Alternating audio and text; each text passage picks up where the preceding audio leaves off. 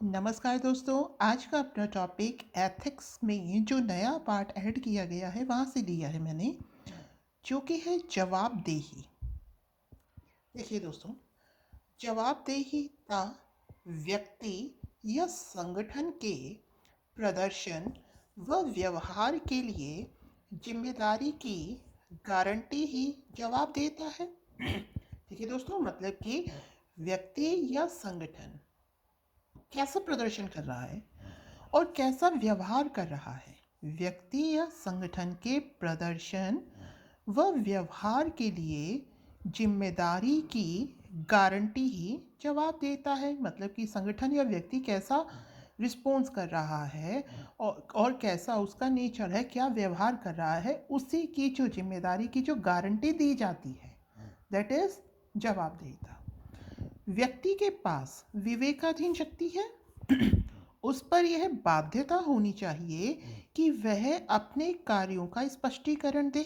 उसके पास विवेकाधीन शक्ति है तो ये उसके ऊपर बाध्यता है कि वो जो भी कार्य कर रहा है उसका स्पष्टीकरण दे तथा किसी विशेष परिस्थिति में निर्णय किस प्रकार ले। मतलब जो भी वो कार्य कर रहा है उसका स्पष्टीकरण दे कि भाई ये कार्य मैंने इसलिए किया, इस विशेष परिस्थिति में मैंने इस अनुसार निर्णय लिया।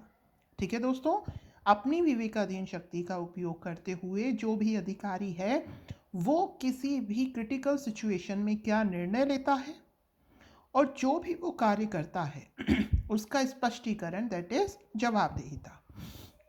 जैसे कि हम एग्जाम्पल लें तो मनरेगा में परिसंपत्तियों के निर्माण में जवाबदेहिता सुनिश्चित करने के लिए जियो टैगिंग का प्रावधान किया गया है। जियो टैगिंग में क्या है, हम उस जगह की फ़ोटो वोटो ले लेते हैं कि ये काम ऐसे चल रहा है और इसमें इतने लोग जो हैं वो इन्वॉल्व हैं। ठीक है दोस्तों, तो इससे हम जवाबदेहिता सुनिश्चित कर लेते हैं कि हाँ ये काम सही तरीके से हो रहा है या नहीं, या जो इनके करवाने वाले हैं इन कामों में जो भी अधिकारी या जो भी लोग लगे हुए हैं वो मतलब उनकी जवाबदेहिता हम ले सकते हैं। ठीक है दोस्तों, अब है जवाबदेहिता के आधार, किन किन आधारों पर होती है। तो देखिए, जो निर्णय है वो संविधान और कानून के अनुसार लिए जाएं किसी भी अधिकारी के द्वारा। पहली बात कि जो निर्णय है वो संविधान और कानून के अनुसार लिए जाएं।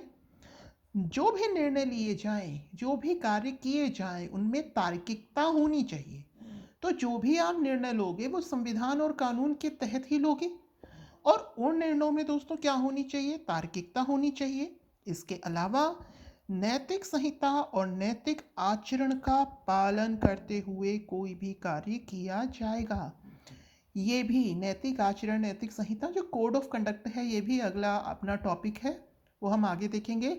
तो जो भी एक सिविल सर्वेंट के जो कोड ऑफ कंडक्ट बनाए गए हैं, जो भी नैतिक आचरण, नैतिक संहिता है, उनको फॉलो करते हुए, उनका आचरण करते हुए वो कोई भी कार्य करेगा। तो हम जवाबदेहिता के तहत ये भी देखते हैं कि इसने जो कार्य किया है वो कोड ऑफ कंडक्ट के तहत किया है या नहीं किया है। आगे सर्वश्रेष्ठ निर्णय ले, वो जो भी निर्णय लेगा कैसा होना चाहिए, परफेक्ट होना चाहिए, सर्वश्रेष्ठ निर्णय होना चाहिए।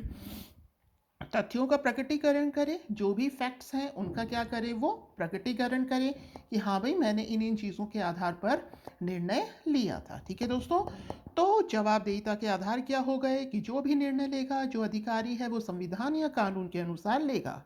उसके कार्यों में, उसके निर्णयों में तार्किकता होनी चाहिए और वो कोड ऑफ कंडक्ट या नैतिक संहिता और नैतिक आचरण का पालन करे।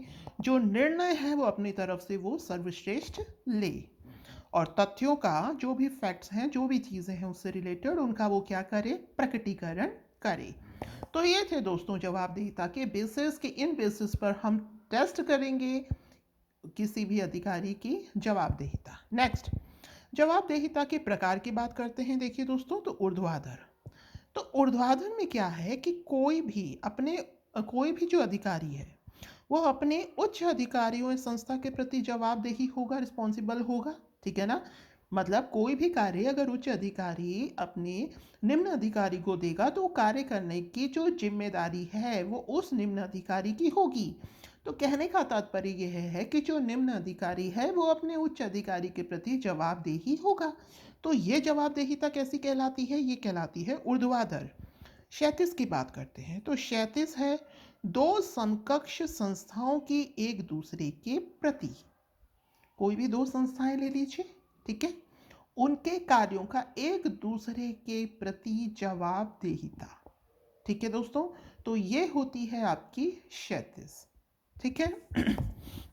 जैसे कि हम स्कूल कॉलेजेस में भी देखते हैं, जैसे मान लीजिए कि आपको कोई मॉडल बनाना है, तो आप मॉडल बनाना है, दो चार दोस्त मिलकर के बना रहे हैं, तो आपने एक को कोई काम सौंपा है, दूसरे को कोई काम सौंपा है, तो वो दोनों एक दूसरे के रिगार्डिंग क्या हो जाएंगे? जवाबदेही हो जाएंगे।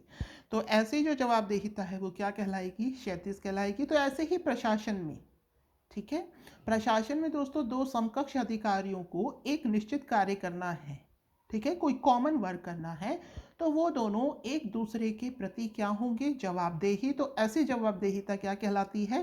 क्षैतिज जवाबदेहिता कहलाती है। अगली है राजनीतिक जवाबदेहिता। राजनीतिक जवाबदेहिता दोस्तों सरकार की होगी संसद के प्रति। सर, आपको मालूम है कि जो मतलब हमारी संसद में भिन्न भिन्न प्रकार के तारांकित अतारांकित जो प्रश्न वगैरह हैं वो पूछे जाते हैं, ठीक है। तो इसका तात्पर्य ये हुआ कि जो हमारी सरकार है वो किसके प्रति जवाबदेही है? संसद के प्रति।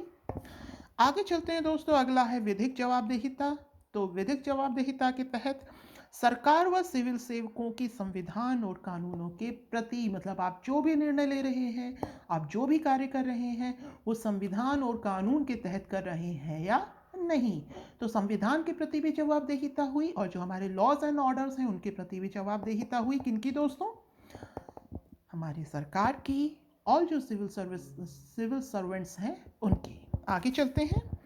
आगे है दोस्तों जवाबदेहिता सुनिश्चित करने के उपाय, मतलब हम किन चीज़ों का उपयोग करते हुए यह सुनिश्चित कर सकते हैं कि जो अमुक सिविल सर्वेंट है ये अपने कार्य के प्रति जवाबदेही है, उसने किस लेवल पर उस कार्य को किया है या नहीं किया है। तो इसके लिए आप जानते ही हैं, सबसे पहला है RTI act, right to information act 2005। Lokpal, Lokayukta जैसी संस्थाओं का निर्माण किया गया है। Citizen charter. तो ये सब वो चीज़ें हैं जिसके द्वारा हम जवाबदेहिता चेक कर सकते हैं कि सरकार ने या कोई भी जो आपका सिविल सर्वेंट है उसने अपने कार्य को पूरी ईमानदारी से संपन्न किया है या नहीं किया है। आगे है ई गवर्नेंस। ई गवर्नेंस भी एक साधन है। लोक अदालत, उसके अलावा भ्रष्टाचार संबंधी जो कानून है, न्यायालय है, विसल ब्लोअर है, मीडिया है और कंट्रोलर एंड ऑडिटर जनरल है, ठीक है ना, जो कि हमारे अकाउंट्स की ऑडिटिंग करते हैं। तो ये जो चीज़ें हैं इनके द्वारा हम कार्यों की टेस्टिंग कर सकते हैं कि जो टास्क थे जो सरकार ने और जो सिविल सर्वेंट्स ने किए हैं वो प्रॉपर हैं या नहीं है। ठीक है दोस्तों, तो जवाबदेहिता सुनिश्चित करने के ये उपाय थे, एक बार दोबारा देख लेते हैं।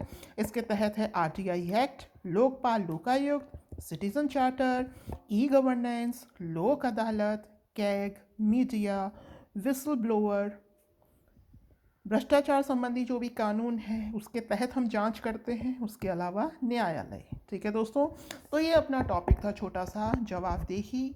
याद रखिएगा हमको सारे टॉपिक कवर करने हैं, हमें किसी पर PhD नहीं करनी है। एटलीस्ट हमें हर एक टॉपिक की 100 वर्ड्स तक इन्फॉर्मेशन होनी चाहिए, मतलब 100 वर्ड्स एटलीस्ट उसके बारे में पढ़िए। कुछ जो टिपिकल वर्ड्स हैं, ठीक है ना, उनको आप ध्यान में रखिए। जो मेन पॉइंट्स हैं, मेन पॉइंट्स याद होंगे तो आप उनकी रिगार्डिंग जो लाइन्स है वो अपने आप लिख पाएंगे। ठीक है दोस्तों, तो उम्मीद है आपको जो जवाबदेही जो टॉपिक है वो समझ में आया होगा। अगला अपना टॉपिक है code of conduct for civil servant, वो अगला टॉपिक हम देखेंगे। तब तक के लिए धन्यवाद। Have a nice day.